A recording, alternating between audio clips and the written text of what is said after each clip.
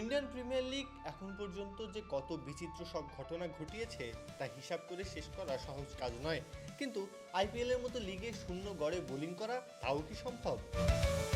যে আইপিএলে ব্যাটাররা ব্যাট হাতে ঝড় তুলেন প্রতিনিয়ত, সেখানে কোনো বোলার একটা রানও না দিয়ে উইকেট পেয়েছেন তা ভাবতে অবাক লাগলেও সত্য।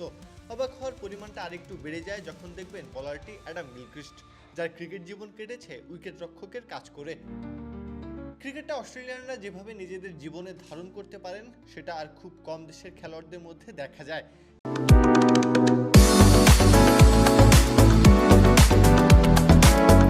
ক্রিকেট তাদের কাছে জীবনের থেকেও বড় হয়ে যায় কখনো, গিলক্রিস্ট নন এর বাইরে।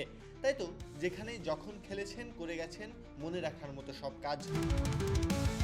আইপিএলে গিলক্রিস্ট হাত ঘুরিয়েছেন মাত্র এক ম্যাচে, করেছিলেন মাত্র এক বল, আর তাতেই উইকেট। এজন্য শূন্য গড়ে শূন্য ইকোনমি তার নামের পাশে জলজল করছে আজও। শুধু এখানেই নয়, গিলক্রিস্টের আইপিএল রেকর্ড আরও বৈচিত্র্যময়।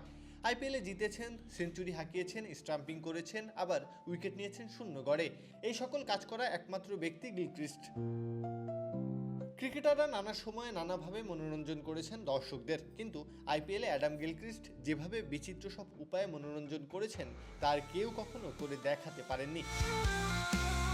প্রত্যহ কাব্য, খেলা ৭১।